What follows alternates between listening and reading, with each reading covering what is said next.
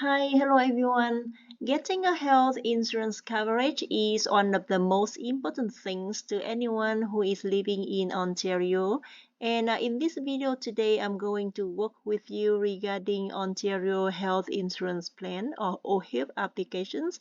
And in this video, we will discuss about the eligibility, like who can apply for OHIP. And the second one is what type of document that you will need to provide Service Ontario for the application. And the third one is what type of services that OHIP will cover. And some notes for reapply for OHIP and OHIPs to newborn. And then after that, we will find out the form, fill out the form, and then submit it to Service Ontario. So we can work together now. So let's talk about the eligibilities, like who can apply for OHIP. So anyone who's living in Ontario, if they meet all the minimum qualification below, so like on the left side of your screen, and then plus at least one of the additional requirement on the right side of the screen, then that person can apply for OHIP.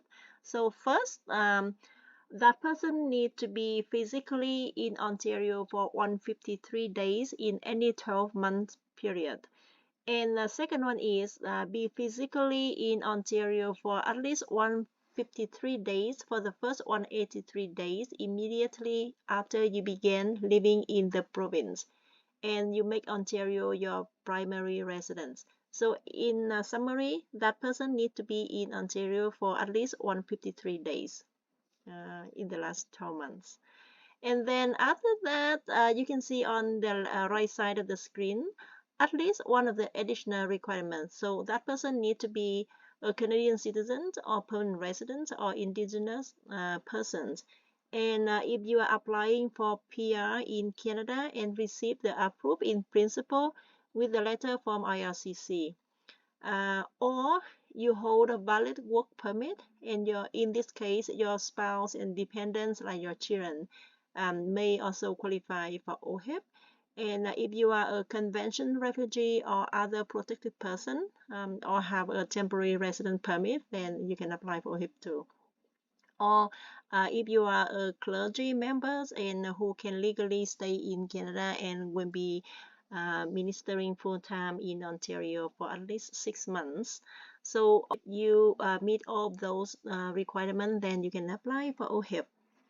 So let's talk about the documentation that you will need to submit it to Service Ontario to apply for an OHIP card. You must bring 3 separate original documents and photocopies are not accepted. The first one is citizenship or immigration status. For example, you can bring the passport, the birth certificate, the PR card, the immigration document, for example, the landing paper, confirmations of permanent residence or work permit or protected person. And remember that the international student and visitor are not eligible for OHIP, all right? And the second document that you will need to provide that is a residencies in Ontario. You can prove by providing Ontario driver license, valid Ontario photo card, the utility bill, the bank statement, the mortgage or lease agreement. So everything here is to prove that you are living in Ontario. Okay, and the third document that you will need to provide that is your identity. For example, the credit card, the valid driver license or the photo ID, the certificate of citizenship, the employee ID card, or the OS security, like all of that to prove for identity. Okay. Now we know how important it is. It is important because the OHIP will cover many health services that you may need. For example, it covers for the appointment that you have with your doctor, and it covers all the visits to walk-in clinics if you don't have family doctor yet, and visit some other healthcare providers. And it can pay for the visits to an emergency room, and they can pay you for the medical test and surgery. And some of the notes before we go to the form.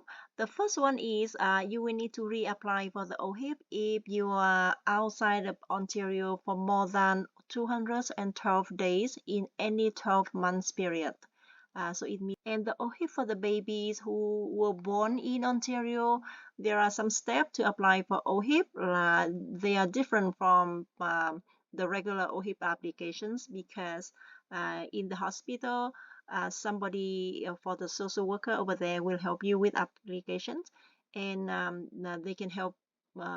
You can get help from a registered midwife. And for the child 16 or turning to 16 in the next 6 months, they will need to be in person for photograph. And for the child who is under 15 and a half years old, and no need to be in person to apply for an OHIP. And then the parents or the guardians can bring the documents of the child to Service Ontario to submit the application package. Now let's get to the form, alright? In a Google tab, you can type OHIP, and then in this link, you can click on that. And then here you can see apply for OHIP and get a health card. And then down here, that is the instruction that you can read it if you want to know more about the OHIP. Okay, and then in here, that is the form. You click on that, and that is the form that you will need to fill it out. Here you can see the English registrations for Ontario health coverage, and then you click on here, and then when it's download here. Okay, that is the first page. The total is 3 pages, and the first page is the instruction. You can spend time and read on that. And then the second page is the form in English, and the third one is in French. So all you need to do is fill out the second page only. All right, so I will zoom it out, and then we can go together. So guys, here is the form that I downloaded, and I made up the informations in the form and fill it out first, and then now we can go over of the parts with the form. All right, number A is the personal information. I can put the last name, the first name, and then the gender, and then date of birth, and the language that I select, that is English.